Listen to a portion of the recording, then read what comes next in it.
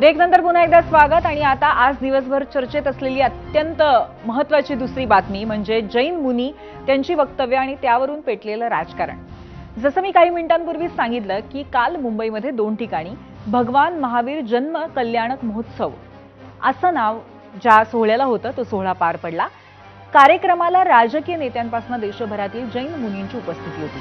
भगवान महावीर आणि जैन धर्माविषयी भाषणं झाली, प्रबोधन झालं। धर्माचा विचार आचार शांततेसाठी किती महत्त्वाचा आहे हे सुद्धा भाषणांमधनं जनसामान्यांपर्यंत पोहोचवलं गेलं। इतकंच नाही तर बोरिवलीमध्ये पार पडलेल्या सोहळ्यात मुख्यमंत्र्यांच्या हस्ते प्राणी रुग्णालयाचं उद्घाटनही करण्यात आलं।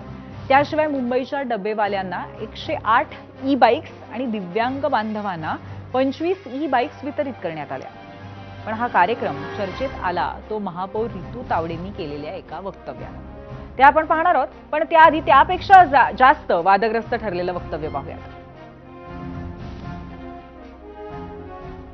हमारे लोगों को पकड़ पकड़ करके खौलते हुए तेल में तला गया और ऐसे समय के अंदर एक और जैन रानी का उदय हुआ, ताराबाई देवी, और उन्होंने युद्ध की सुकान ली और औरंगजेब को परास्त करके धूल चटाने का काम एक जैन रानी ने किया। ये इतिहास जैन महिलाओं का इतिहास है। ये कायरो का इतिहास भारत का कभी नहीं होता, ये वीरों का इतिहास होता है। तर हे आहेत आचार्य नयन पद्मसागर आणि त्यांनी ज्या तारादेवींचा उल्लेख केलाय त्या आहेत ताराराणी। छत्रपती शिवाजी महाराज यांचे सरसेनापती हंबीरराव मोहिते यांची कन्या। इतकंच नाही तर शिवाजी महाराजांचे पुत्र राजाराम महाराजांच्या पत्नी ही त्यांची कौटुंबिक ओळख।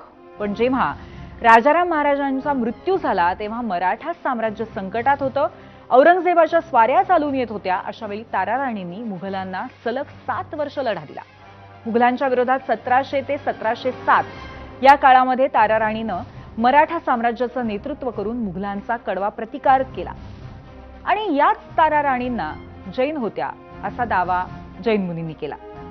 बरं, त्याच कार्यक्रमामध्ये उपमुख्यमंत्री एकनाथ शिंदेही उपस्थित होते आणि जेव्हा हे नयन पद्मसागर ताराराणी यांच्या संदर्भात असं वक्तव्य करत होते तेव्हा शिंदेंनी त्यांना थांबवलं का नाही असा सवाल विचारत विरोधकांनी टीका केली। त्यावर पलटवारही आले, दोन्ही पाहूया।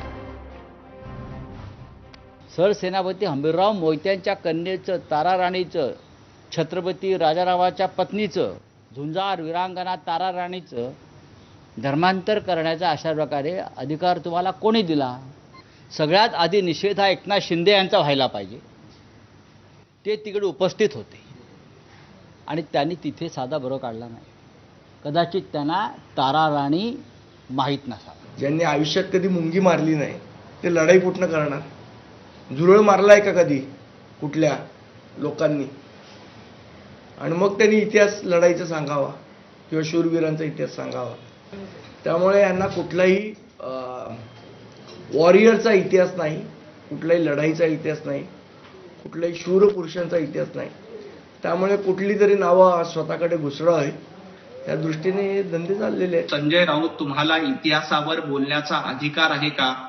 ज्या छत्रपती शिवाजी महाराजांच्या वंशजाचे पुरावे तुम्ही मागितले होते त्या इतिहासाबद्दल नाकाने कांदे सोलण्याचा तुम्हाला अधिकार नाही। आणि आता या सर्व प्रकरणावरती ताराराणींचे वडील हंबीरराव मोहिते यांचे वंशज विक्रमसिंह मोहितेंनी एबीपी माझाशी खास बातचीत केली आहे। महाराणी ताराराणींबाबत जैन मुनींनी केलेल्या वक्तव्यावरती विक्रमसिंह मोहिते यांनी आक्षेप घेतलाय। ताराराणी या दररोज शस्त्रपूजा करायच्या, जैन मुनींना हे मान्य आहे का असा सवाल विक्रमसिंह मोहितेंनी विचारलाय। जैन मुनींना आपल्या वक्तव्याबाबत माफी मागायला लावू असंही त्यांनी म्हटलंय। महाराणी ताराबाई यांनी जे एक क्षात्रतेज दाखवून भारत देशातील सर्व धर्म शाबूत ठेवले हे फार मोठं कार्य झालेलं आहे। परंतु त्यांच्या इतिहासाच्या बाबतीमध्ये काहीतरी बदल करून त्या जैन महाराणी होत्या हे वक्तव्य आचार्य नयन महाराज यांनी केलं याचं फार मोठं आश्चर्य वाटलं आम्हाला। आणि सर्वप्रथम मी सांगू इच्छितो की याच्यामध्ये ऐतिहासिक तथ्य काहीही नाही आहे। हे कुठल्याही ऐतिहासिक पुराव्या विना हे स्टेटमेंट केलेलं आहे आणि असत्य आहे असं मी प्रथम सांगू इच्छितो. मी निषेध करतो आणि हे वक्तव्याचं पूर्ण खंडन करतो. भीती अशी वाटतेय की जेव्हा एखादा आचार्य मुनी अशी वक्तव्य आपल्या भक्तांसमोर किंवा अनुयायांसमोर करतात तेव्हा त्यांचा तर हा समज होता, कारण त्यांच्यासाठी तुम्ही मी काय बोलतो हे मान्य राहत नाही. त्यांच्यासाठी ते आचार्यांचाच शब्द हा त्यांना प्रमाण आहे असतो आणि जो असत्य दुर्दैवाने आहे आणि पुढच्या पिढींमध्ये हाच इतिहास ह्यांनी हे व्याख्यान दिलंय किंवा भाषण दिलंय ते छापलं जाईल आणि त्याप्रमाणे पुढच्या पिढींचा समज राहील आणि मग दोन समाजांमध्ये विनाकारण तेढ निर्माण होईल. आणि तारा राणींच्या वंशजांनीच नाही तर जैन मुनींनी सुद्धा या आचार्य नयन पद्मसागर यांनी केलेल्या वक्तव्याचा निषेध केलाय. जैन मुनी निलेशचंद्र यांनी असहमती दर्शवलेली आहे. पद्मसागर यांनी छत्रपतींचा इतिहास वाचायला हवा असा सल्ला त्यांनी दिलाय. राजारामजीचा मृत्यू झाल्याच्या नंतर संभाजी महाराजांचे हाल केल्यानंतर या मुल्यांनी त्याच्यानंतर मराठा साम्राज्याला जपल्याने ही मराठी कन्या आणि आमची आराध्य छत्रपती शिवाजी महाराजांची सून होती. ही पुरा अख्खा महाराष्ट्राला माहीत आहे ते कोण होते. नयपद्मसागरजींनी हा इतिहास जपला हो आणि त्यांना जाहीरपणाने हा महाराष्ट्राच्या जनताला माफी मागायची गरजेचं आहे.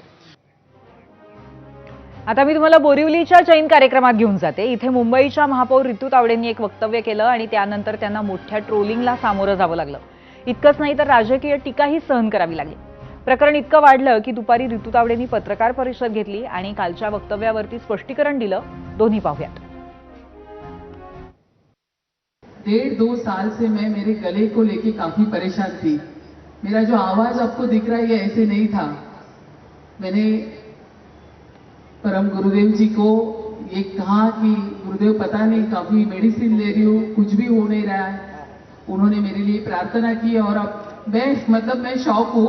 1.5 साल से मैं जूझ रही थी मेरे गले को लेके. उन्होंने मुझे आशीर्वाद देके इस तरह से मैं आज आपके सामने बोल रही हूँ. माझ्या स्टेटमेंटमध्ये ओम राहिलं असेल पण ओमचा उच्चार त्यांनी मला शिकवला. ओम कसं घ्यायचं त्या पद्धतीने ओम घे ना. हिंदू धर्माचं तर हिंदू धर्म आहे ओम वरती आहे. पूर्ण ब्रह्मांड ओम वरती आहे. त्यांनी सांगितलं रितुताई ओमचा उच्चार करा. तुम्ही राजकारणातल्या काम करणाऱ्या महिला आहे. सातत्याने तुम्हाला माईकमध्ये सातत्याने सभागृहात सातत्याने मीडियासमोर बोलावं लागतं. तुमचा आवाज चांगला असणं खणखणीत असणं फार गरजेचं आहे. आणि म्हणूनच मी त्या ठिकाणी ते बोलले की श्रद्धा त्यांचा आशीर्वाद मला मिळाला आणि खरंच गेले 1.5 वर्ष मी सफर करत होते घशामुळे. तो माझा घसा आज क्लिअर झाला. हा ज्याच्या त्याचा प्रश्न आहे. कोणाला कोणत्या औषधाने बरं वाटतं हा ज्याच्या त्याचा औषधाचा प्रश्न आहे. एखाद्याच्या हाताला गुण असतो एखाद्याच्या दुसऱ्या कुठल्या अवयवाला गुण असतो. ते जे आहेत उभाटाचे भोंगे संजय राऊत त्यांच्या तर काही जिभेला हाडच राहिलेलं नाहीये. भाषा काय बोलण्याची काय पद्धत. एका महिलेच्या बाबतीत तुम्ही बोलताय त्याला काय वाटतं तुम्हाला. ज्यावेळी तुम्हाला ईडी लागली तुमच्या मिसेसवरती आलं तुमच्या मुलींवरती आलं तेव्हा तुम्ही उफाळून बाहेर आलात.